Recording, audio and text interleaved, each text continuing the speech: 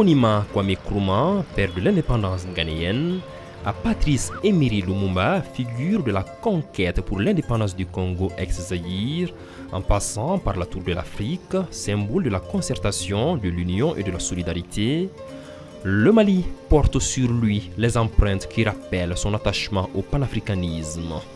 Il faut revisiter l'histoire de ce pays pour comprendre que ce sentiment d'affection vis-à-vis de l'Afrique se trouve dans l'ADN même des fils et filles de ce terroir.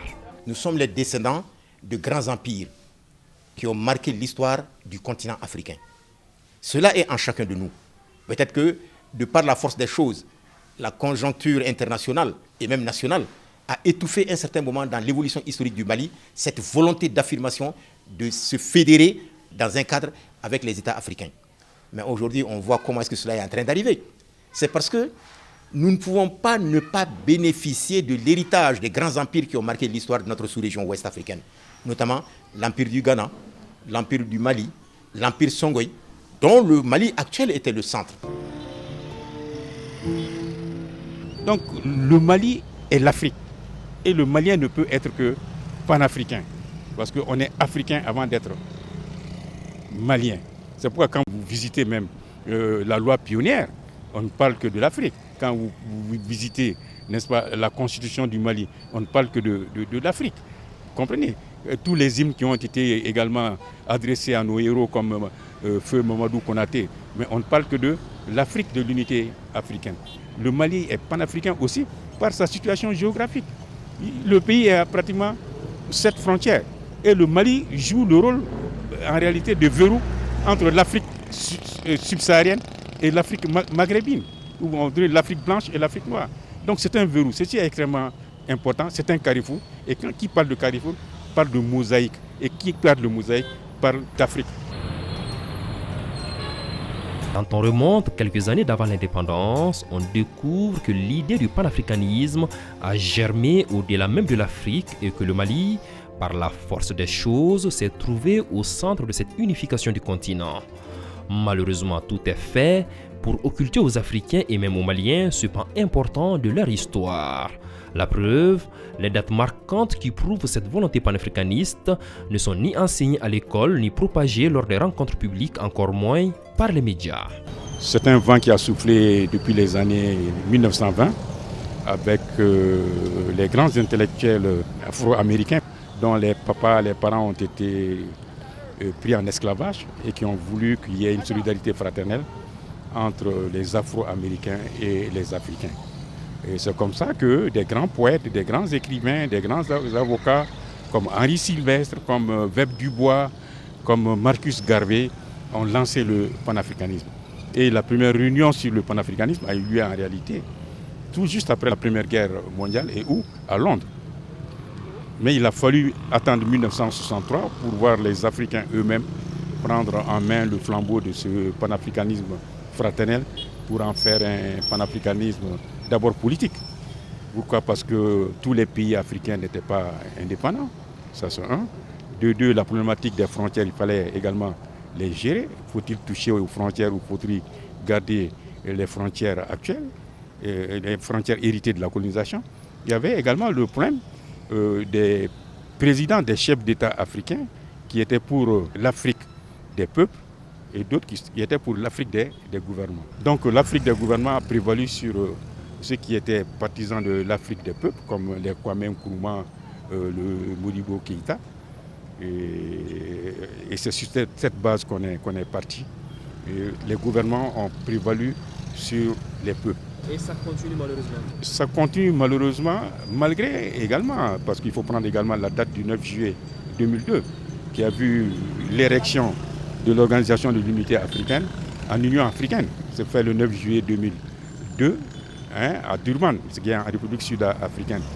Grosso modo, nous pouvons dire aujourd'hui que le panafricanisme est centenaire. 1920-2022, ça fait exactement 102 ans, mais avec quels résultats? 1946 a été une date charnière dans le combat des peuples africains pour l'unité, avec notamment la création du Rassemblement démocratique africain à Bamako en octobre 1946. Et c'est pratiquement ce rassemblement-là qui a permis aux hommes politiques africains de l'époque de se donner la main et d'aller dans le sens d'affermir leur souveraineté qu'ils savaient effectivement impossible à affermir sans l'unité. C'est pourquoi la plupart des anciennes colonies de la France, dont les représentants se trouvaient dans la Constituante française, n'est-ce pas, en 1946, ont estimé que pour accélérer le processus d'indépendance des peuples africains, il fallait qu'ils mutualisent leurs efforts. Et c'est dans le sens de la mutualisation de ces efforts qu'ils se sont retrouvés en octobre 1946 à Bamako pour la création du Rassemblement démocratique africain. Qu'a dit ce rassemblement? Ce rassemblement a dit que tous les partis politiques et toutes les organisations démocratiques qui ont à cœur l'indépendance réelle de l'Afrique se fusionnent pour donner naissance à la section du RDA dans ces différents pays. C'est ainsi qu'est né, à l'issue de ce congrès du RDA en octobre 1946, l'Union soudanaise RDA, qui a vu la fusion du bloc soudanais de Mamadou Konaté et du Parti démocratique soudanais de Idrissa Diarra. Et c'est ce parti qui a mené le combat jusqu'à l'accession de notre pays en indépendance.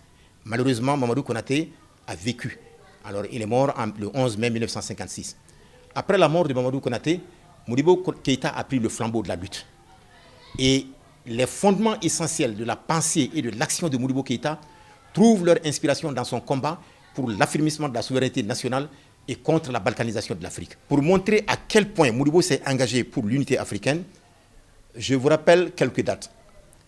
Déjà en 1958, à Accra, alors qu'il était déjà secrétaire d'État à la France d'Outre-mer, il a organisé ou il a participé à l'organisation d'une conférence d'hommes politiques à Accra, au Ghana, où une fois encore de plus, il a affirmé la nécessité pour les pays africains de se donner la main pour pouvoir faire en sorte que ces pays soient des pays qui vont dans le sens de la réalisation de l'unité africaine. Modibo a été celui qui a été au centre de la rédaction de la charte de l'unité africaine. Beaucoup de gens ne le savent pas. Il avait été retenu avec Sylvanus Olympio pour la rédaction de cette charte. Mais malheureusement, un coup d'État a fait que Sylvanus Olympio a été renversé et assassiné. Donc, le travail revenait essentiellement à Modibo Keïta. Donc, la charte de la création de l'unité africaine, on le doit beaucoup à Modibo Keïta. Et d'ailleurs, au cours de cette conférence d'Addis Abeba de 1963, qui a marqué la naissance de l'Organisation de l'unité africaine, n'eût été l'intervention de Modibo, les chefs d'État se seraient séparés sans arriver à un accord. Parce que deux tendances s'affrontaient.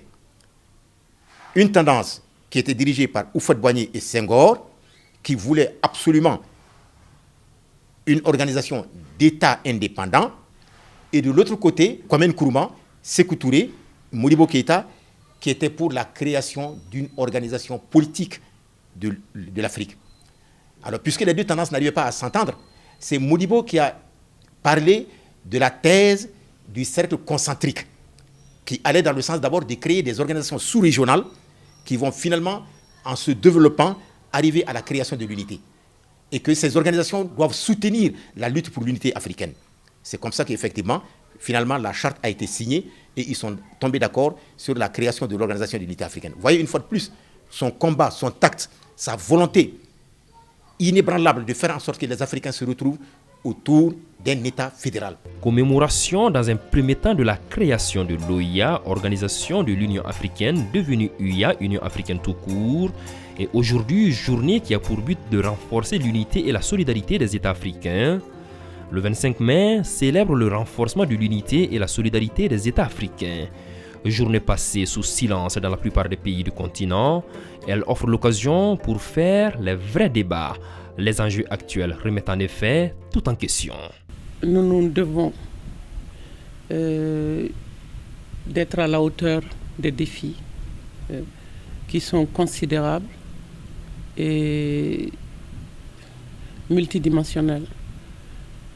On doit, moi je me suis toujours investi dans une approche systémique qui consiste à dire que nous ne sommes pas une planète à part. Ce qui nous arrive aujourd'hui a un lien avec l'état du monde et des rapports de force que nous ne contrôlons pas nécessairement, mais que nous devons de comprendre.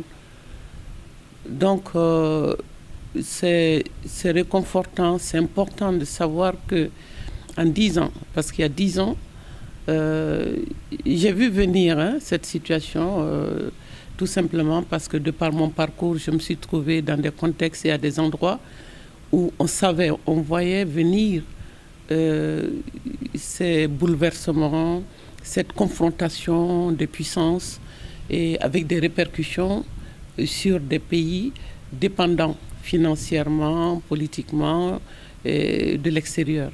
Donc oui, il se passe quelque chose d'important ici, d'historique. Oui, les Maliens, il y a un éveil de conscience sans précédent.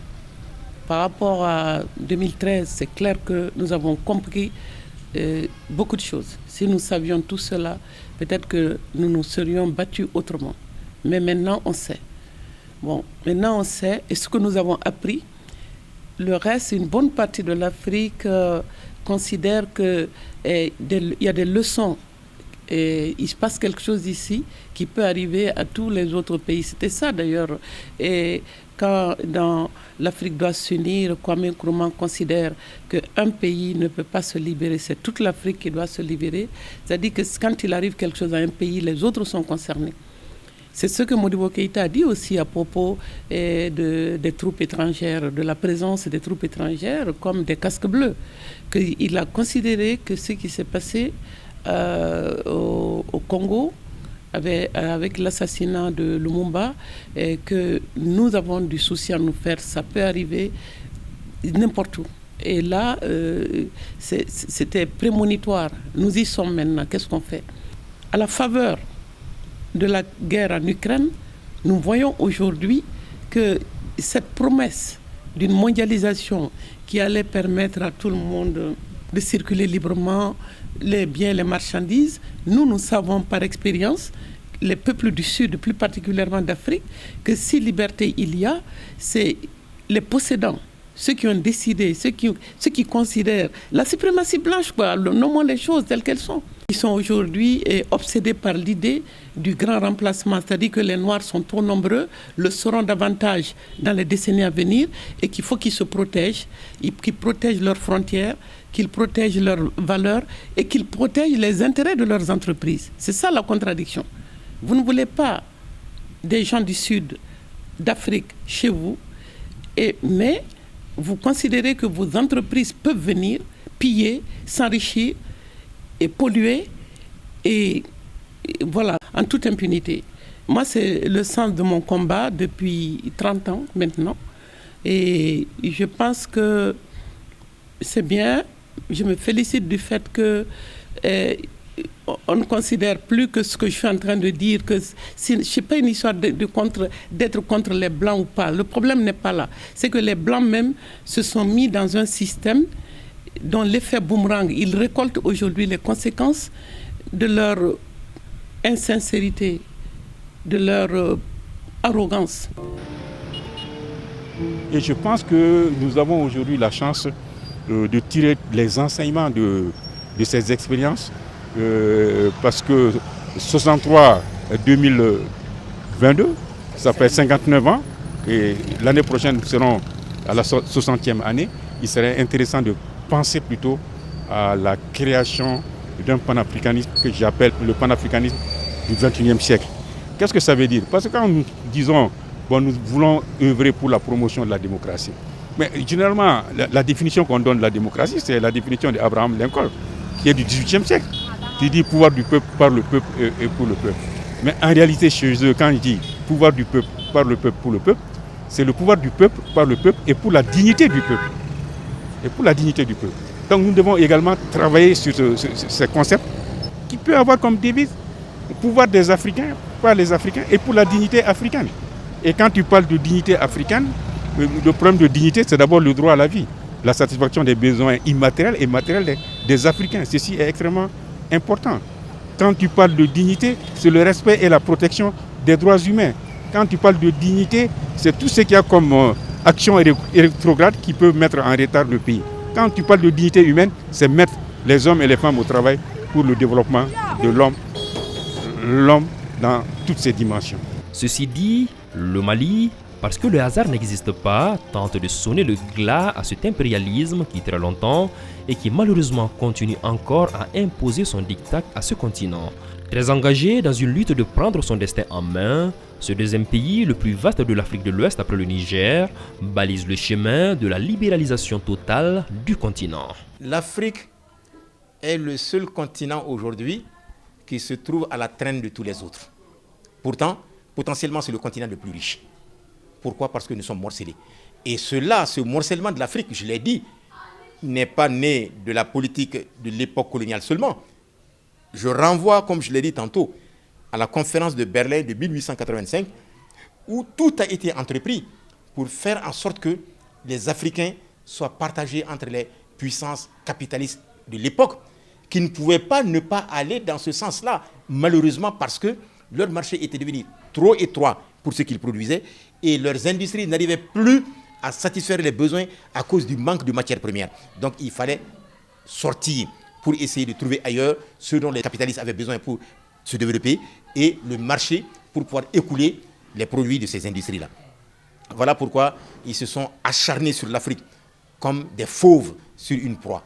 Mais aujourd'hui, la conscience des Africains est en train de renaître progressivement dans le sens d'affirmer notre souveraineté et dans le sens de lutter contre la balkanisation de l'Afrique. Les réformes dans lesquelles les autorités actuelles de la transition se sont engagées font pratiquement l'unanimité de tous les peuples africains. Ça veut dire que les peuples africains voient en ce qui se passe aujourd'hui au Mali une amorce vers l'indépendance réelle de l'Afrique. Une indépendance qui ne peut en réalité s'affirmer que dans l'unité, pas dans l'union mais dans l'unité. Vous voyez jusqu'à quel point des pays lointains comme l'Afrique du Sud, comme l'Algérie, enfin l'Algérie n'est pas loin, comme le Mozambique, comme un peu partout en Afrique, il y a un engouement à soutenir ce qui se passe aujourd'hui au Mali. C'est parce que les Africains, d'une manière générale, je dis les peuples africains, unanimement reconnaissent qu'aujourd'hui ce qui se passe au Mali est en train d'amorcer l'indépendance réelle de l'Afrique, pas seulement du Mali. Donc qu'est-ce que ça veut dire? Ça veut dire qu'aujourd'hui, nous n'avons pas de choix. Et ce qui est en train de se passer au Mali n'est pas l'effet d'un hasard. Parce que nous sommes issus de grands empires qui ont marqué, comme je l'ai dit tantôt, l'histoire de notre sous-région. Alors c'est tout cela qui est aujourd'hui en train d'émerger. Les contradictions internes au système capitaliste mondial, les contradictions qui ont régi jusqu'ici les rapports entre les anciennes métropoles et les anciennes colonies, a atteint un niveau d'exacerbation tel qu'on ne peut pas ne pas en venir à ce que nous sommes aujourd'hui en train de connaître au Mali.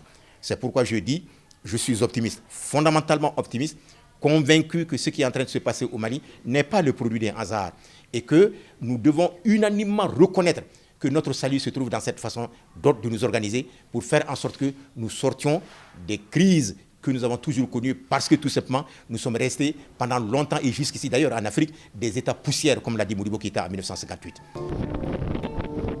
Il ne suffit pas que ça s'arrête à une période transitoire, il faut que ce soit un engagement de l'État pour poursuivre l'indépendance, la création des marchés intérieurs et réels, la création, n'est-ce pas, d'un système de gouvernance qui soit sincère et redevable des populations. C'est toutes ces frustrations qui doivent être corrigées et le régime de la transition actuellement s'engage à rectifier beaucoup d'injustices. Mais le régime à venir, qui sera issu des élections, est-ce que ce régime va suivre la même voie qui est tracée? Donc ça, c'est une problématique et je pense qu'on ne peut pas présager de cela pour l'instant. Il faut d'abord aller vers la constitution des ensembles qui soient viables. C'est-à-dire que nous sommes dans des ensembles qui ne favorisent pas tout le monde. C'est-à-dire même si on prend le cas de la CEDEAO, il y a même des super pays, des super nations. Donc l'unité ne s'est pas constituée avec les mêmes prérogatives pour les mêmes États. Donc, il faut vraiment corriger même au sein des ensembles que nous avons constitués un certain nombre de choses. Mais si nous parvenons et que les États parviennent à se mettre ensemble, ce sera un nouveau départ pour le continent africain. Mais la jeunesse doit jouer un grand rôle. Parce qu'à l'indépendance, les structures d'encadrement de la jeunesse étaient le bras armé pour constituer cette unité. Mais avec plus tard, ces structures d'encadrement de la jeunesse se sont estompées. Aujourd'hui, on est en train de retourner vers ça comment doter la jeunesse d'une conscience, n'est-ce pas, aiguë de soi, d'une conscience de la nation, etc. Donc, on est en train de retourner à ces fondamentaux. C'est la base même pour propulser un développement basé sur la jeunesse qui constitue aujourd'hui la grande majorité dans beaucoup de pays africains. Un éveil de conscience a certes sonné, mais ceci dissimule le fait que les Maliens, dans leur écrasante majorité, relèguent au second plan ce changement individuel qui doit prévaloir. Ce grand changement auquel tout le monde aspire demande des sacrifices, l'abandon de certaines mauvaises pratiques et impose à tous et à chacun de sortir de la zone de confort dans laquelle ils se sont installés. On va de rencontre en rencontre, de sommet en sommet, on distribue les per diem. C'est devenu une économie en elle-même. Malheureusement, c'est devenu une économie en elle-même. Quand vous regardez, il y a combien de gens aujourd'hui qui se démènent, qui se lèvent le matin, qui disent je vais travailler, gagner ma vie. Non, on est dans des affaires, c'est des business à tous les niveaux. Il y a les business, des trucs qui nous dépassent, qui ruinent le pays, mais c'est à tous les niveaux. On a pris le pli, je l'ai souvent dit, parce que la logique de cette économie marchande, de cette économie capitaliste, c'est enrichissez-vous. C'est chacun pour soi. Voilà, c'est enrichissez-vous. C'est ça qu'on a mis dans la tête des gens. Les jeunes qui se battent, qui veulent le changement, malheureusement ne veulent pas changer de modèle économique. Veulent que les aînés partent, ils veulent prendre le relais pour continuer et s'enrichir à leur tour, mener avec le même train de vie. Et c'est là où il y a un travail à faire, non pas seulement, et quand parallèlement à ce qu'on peut faire sur l'économie, ce que nous pouvons exiger des politiques, ceux qui veulent aujourd'hui prendre ce pays pour gérer ce pays, nous devons être absolument exigeants, je dirais même intransigeants. Ça, c'est l'affaire des peuples. Parce qu'ils ont peur des bailleurs de fonds, mais ils n'ont pas peur des peuples. Ils ont peur des peuples quand le peuple est dans la rue, capable de les renverser. Mais si le peuple était articulé, posait les vrais problèmes, solidaire à la base, savait contrôler la situation, refuser 3 pains par-ci, des casseroles, surtout les femmes, tout ce qu'on nous donne pour... Et ça, c'est scandaleux. C'est scandaleux de savoir que des gens meurent de faim. Et tout ce qu'on leur propose à l'heure du choix, c'est un peu d'argent, n'importe quoi. Et on vend le pays à vil prix à ce jeu-là.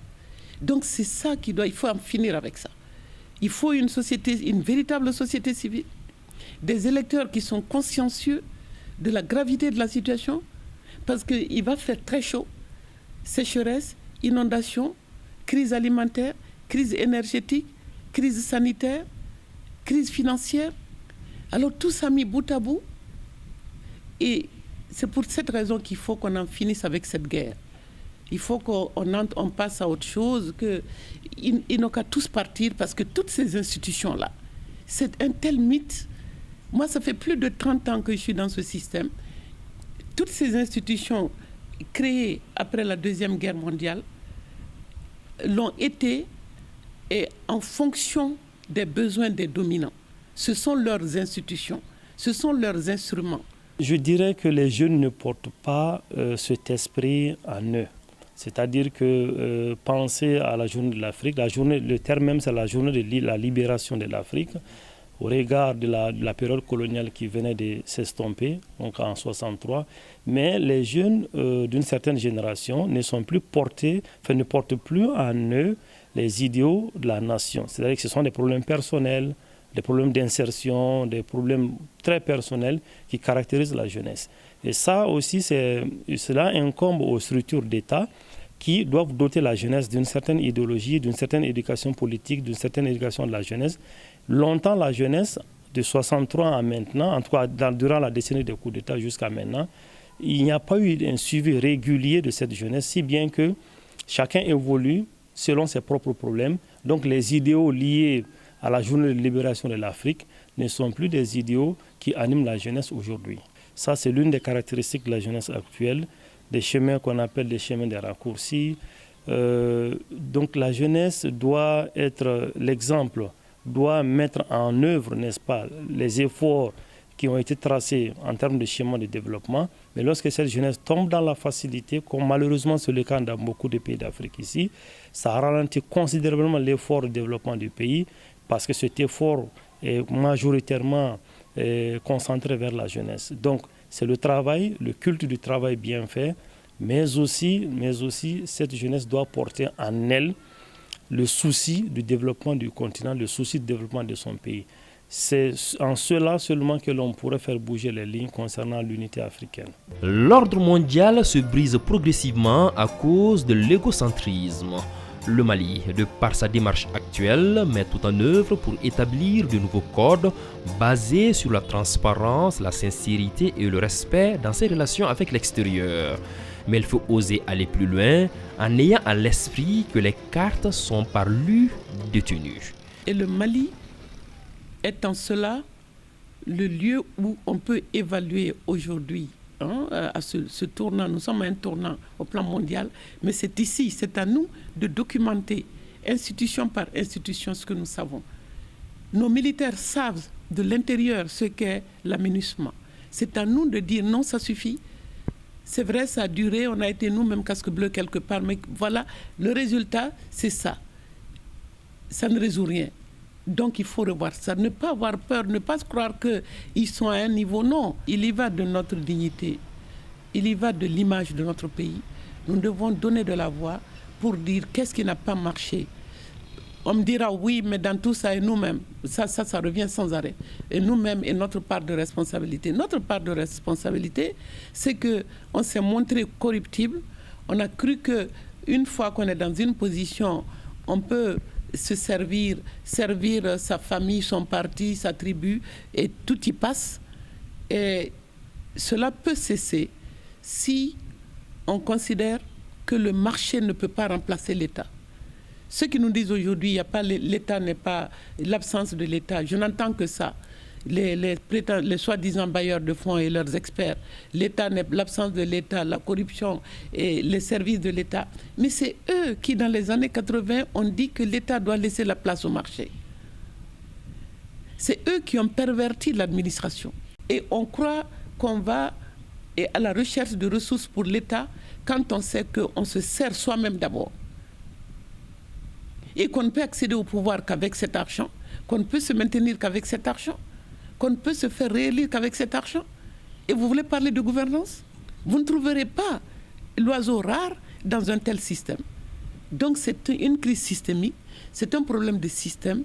Et malheureusement, jusqu'à présent, je m'échine à le dire depuis toujours, rares sont, et à part les jeunes générations, rares sont ceux qui acceptent de remettre en question ce modèle économique. Maintenant, l'ère de quelque chose a sonné. Il y a une tendance que je suis convaincu, désormais irréversible, qui est en train de s'enraciner. Le monde ne pourra plus être géré même comme il y a seulement 5 ans. Cela, c'est révolu. Disons-nous-le très sincèrement. Et c'est pourquoi mon optimisme, je le mesure. Mais je reste fondamentalement optimiste dans la mesure où, quand je vois, par exemple, même vous les jeunes, dans les réseaux sociaux, je lis souvent des informations qu'il y a seulement 2 ans, je croyais impossible de rencontrer dans les réseaux sociaux de la part des jeunes. Donc tout cela incite à l'optimisme, à l'espoir. Mais encore, pas un espoir béat, mais un espoir bien en prise sur les réalités de nos pays, de notre continent et du monde entier. L'Afrique, on l'a dit souvent, on l'a dit toujours d'ailleurs, c'est le berceau de l'humanité, mais j'ai la conviction ferme que l'Afrique, c'est également l'avenir de l'humanité. Nous sommes à un tournant. Les cartes sont à rebattre et nous ne devons pas être intimidés. C'est à nous d'évaluer la performance de ces institutions de manière objective, dire ce que nous avons vécu ici. Un continent d'avenir dû à sa démographie largement juvénile. C'est pourquoi des occasions comme le 25 mai ne doivent pas passer inaperçues. L'opportunité doit être saisie pour faire des évaluations et des propositions pour installer l'Afrique dans un développement durable. Le Mali, qui a l'avantage de férier ce jour, en plus de la Guinée-Conakry, peut sortir de cette dimension purement symbolique en organisant des rencontres d'échange et de réflexion, surtout qu'en ce moment précis, le reste de l'Afrique a les yeux rivés sur lui. Il suffit d'emprunter la bonne direction pour que tout le monde entre dans la barque qui signe la fin de la domination étrangère et de l'exploitation qui n'ont que trop duré.